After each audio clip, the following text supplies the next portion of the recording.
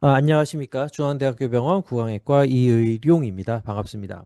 오늘은 4mm 상악 전진의 힘, 상악은 얼마나 전진되어야 할까라는 제목으로 여러분들과 말씀을 나누고자 합니다. 오늘 영상의 주인공은 21세 여자 환자분이고, 세 가지를 가지고 오셨습니다. 첫 번째는 부정교합, 두 번째는 주걱턱, 세 번째는 중안무다라는 바램을 가지고 저에게 오셨습니다. 오늘도 이렇게 영상을 만들 수 있도록 허락해 주신 대상자분께 감사의 인사를 드립니다. 그 허락해 주신 덕분에 이 비슷한 상황을 가지고 계신 분들께 큰 도움이 될 것이라고 생각을 합니다. 자, 수술 전 모습입니다. 수술 전 세팔로그램을 보면은 주걱턱임을 알 수가 있고 약간의 비대칭이 있음을 알 수가 있습니다. 교환면 기울기가 관찰이 되고 그리고 어떻게 보면은 약간 이 네조 라비알 앵글, 그러니까 비순각이 좀 아큐트하다. 그러니까 좀 이 각이 작다. 그래서 입이 좀 나와 있는 건 아닌가 하는 생각을 할 수도 있습니다. 그리고 제가 주로 삼고 있는 상악 전치의 전후방 위치를 결정하기 위해 삼고 있는 바르셀로나 라인을 그려보면은 그렇게 크게 상악이 뒤에 있는 것 같지 않습니다. 약 한 2mm 정도 후방에 있는 것으로 확인이 되고요.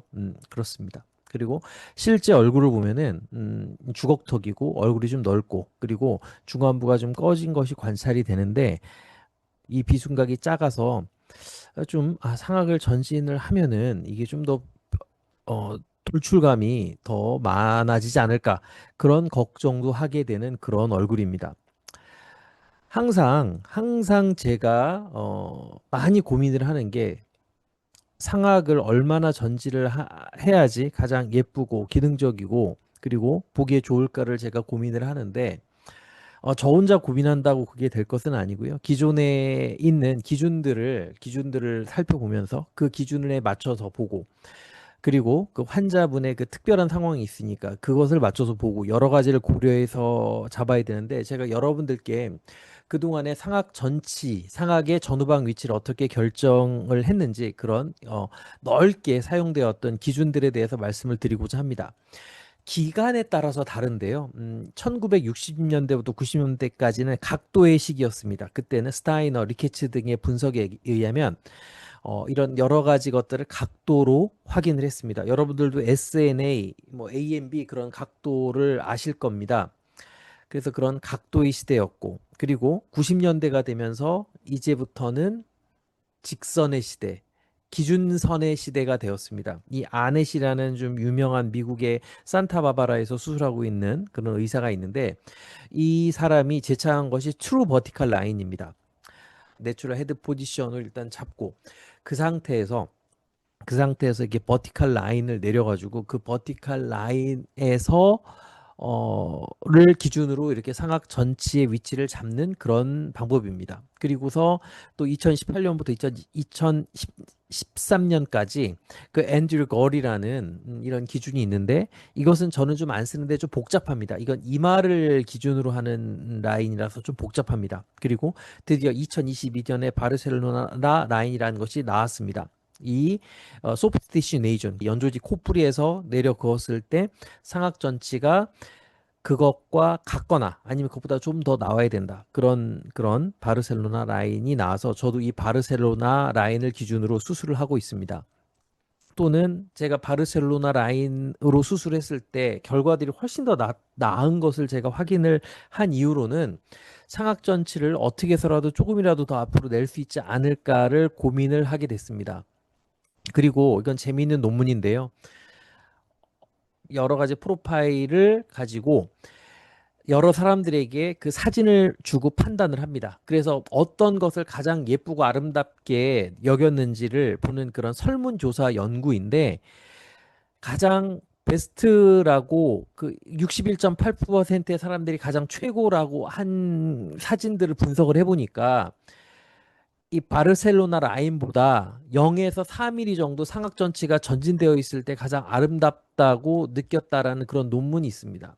그래서 이거를 보고서 저는 그동안에는 저는 바르셀로나 라인에 딱 걸치거나 아니면 약간 더 전진하거나 아니면 조금 덜하거나를 기준으로 삼았는데 바르셀로나 라인보다 조금 더 전진을 하는 거를 좀 더 적극적으로 생각을 해 봐야 되지 않을까라는 생각을 근래 많이 하고 있고요. 그래서 이 환자 같은 경우에는 아까 보여드렸던 것처럼 바르셀로나 라인보다 약 2mm 적게 있습니다. 그래서 약 한 2mm 정도 전진하면 됐는데 이분은 이 코끝 꺼짐이 코끝 꺼짐이 좀 관찰이 되고 저는 어떻게 생각을 했냐면은 이 턱의 위치는 이대로 두는 게 좋겠다. 왜냐면 턱에서 더 후진을 하게 되면은 두턱도 생기고 그런 문제가 생길 수 있기 때문에 턱을 최대한 그 위치에 두고 이것만 전진하는 느낌으로 수술을 하기 위해서 상악을 약 4mm 전진을 계획을 세웠습니다. 이 제목도 4mm 전진의 힘이고요. 그리고 정중선을 맞추기 위해서 약 5mm 정도, 5mm 정도 우측으로 갔고, 그리고 포스트 임팩션, 주걱턱이기 때문에 약간의 포스트 임팩션을 2mm 하고, 그리고 오클루잘 켄트를 개선하기 위해서 약 1mm 정도의 교환면 기울기를 개선을 했습니다.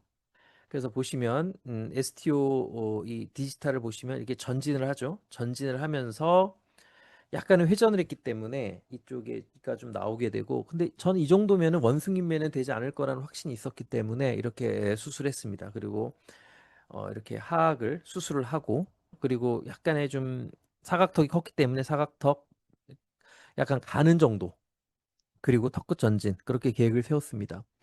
수술 후를 보시면 전후를 중첩해 보시면은 이게 수술 전이고 바르셀로나 라인인데 바르셀로나 라인보다 약 2mm 전진되었고 총 한 4mm 전진되었음이 관찰이 됩니다. 근데 여러분들께서 보셔야 될 게 뭐냐면은 제가 아까 걱정했던 게 이 비순각이 더 아큐트해지면 어떨까라고 제가 고민을 했었는데 아큐트해지는 것이 아니라 그냥 나옵니다. 그 기존에 있는 각도가 더 작아지는 것이 아니라 그대로 전진이 되고요. 그리고 아까 말씀드렸던 것처럼 하악의 위치는 거의 변화하지 않습니다. 하악의 위치는 변화하지 않고 상악만 전진되는 그런 결과가 나왔고 그리고 여러분들 한번 이 연조직 변화를 한번 보시면 이게 수술 전이고요. 수술 후로 보면은 상악이 이렇게 나가게 됩니다. 그러면서 코아래가 증진이 되고 그리고 약간 하악은 후진이 됐죠. 하악의 치안 후진이 되고 턱은 전진이 되었기 때문에 턱의 위치는 거의 변하지 않습니다.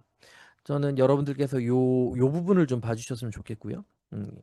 그래서 더 이 상악에 있는 그 윗입술이 수술 전에 비해서 더 뒤에서 치아에 서포팅을 받으니까 이런 좀 꺼져 있는 느낌에서 좀 든든하게 뭐랄까 더 생기 있는 느낌 그런 입술이 됐다고 생각을 합니다. 자 보시면 아랫입술이 살짝 들어가고 턱은 거의 그대로 있고 그리고 윗입술이 이렇게 이쪽이 증진이 되면서 전진이 된 것이 관찰이 됩니다. 하지만 하악의 후진 이동은 그렇게 많지 않습니다. 만약에 제가 회전을 많이 했다면 이거보다 훨씬 더 들어가게 될 텐데 저는 그게 절대 아름답다고 생각하지 않습니다. 그리고 수술 전후 결과를 보시면 저는 가장 큰 변화가 입술이라고 생각을 합니다. 윗입술. 윗입술이 수술 전에는 뒤에 이렇게 서포트를 받지 못하는 느낌이었다면은 수술 후에는 충분히 치아에 서포트를 받는 느낌이 듭니다. 그래서 더 얼굴이 생기가 있어졌고요. 주걱턱은 잘 개선이 됐고 그리고 약간의 회전을 했기 때문에 회전을 했고 그리고 사각턱을 좀 제가 약간의 다듬었기 때문에 라인이 훨씬 수술 전보다는 좀 더 이렇게 좀 더 여성스러운 라인이 되었습니다. 그리고 45도를 보셔도 입술이 더 이렇게 잘 나와 있고요. 저는 양악을 했을 때 제일 중요한 게 상악 입술이라고 생각을 하는데 그게 제일 중요하고 상악 입술과 하악 입술의 관계가 제일 중요하다고 생각을 하는데 원숭이맨 절대 안 됐다고 생각을 하고 입술도 얇아지지 않았고 그리고 뒤에서 서포트를 받는 그런 생기 있는 입술이 되었다고 생각을 합니다. 옆모습을 보더라도 하악의 길이는 그렇게 짧아지지 않았습니다. 그래서 수술 전에 비해서 주걱턱이 개선되었음에도 불구하고 두턱 현상이 생기거나 뭐 침샘이 보이거나 그런 일 일어나지 않고 그리고 이 이 비순각이 어떻게 보면 약간 작기도 한데 근데 절대 돌출입으로는 보이지 않습니다. 저는 차라리 합죽한 것보다는 돌출입이 훨씬 낫다라고 생각을 합니다. 그리고 이렇게 왼쪽에서 봐도 입술에 생기가 있고요. 그리고 옆모습을 봐도 주걱턱은 개선이 됐는데 절대 턱에 있는 두턱이 발생하지 않았고 입술의 느낌이 훨씬 더 좋은 것 같습니다. 자, 이제 오늘은 그 과연 상악을 어디까지 전진을 하는 것이 좋을지에 대해서 여러분들께 말씀을 드렸습니다. 그동안은 제가 바르셀로나 라인, 그 전에는 맥나라마 라인에 의해서 그 하드 티슈 N에서 내려 그어서 A 포인트가 거기서 플러스 마이너스 2인 점에 제가 맞췄었는데 근래 들어서는 바르셀로나 라인에 맞추고 있는데 더 제가 보니까 바르셀로나 라인보다 조금 더 나오는 것이 더 미적이고 더 입술에 더 생기를 주고 그런 결과를 제가 보니까 이제는 조금 더 나와도 되겠구나라는 생각을 하고 있습니다. 그리고 또 근래 들어서 많은 그런 미적 기준도 바뀌고 있기 때문에 그래서 그런 기준을 제가 그렇게 계속 좀 제가 바꾸고 있다라는 것을 여러분들께 말씀드리기 위해서 오늘 영상을 준비했습니다.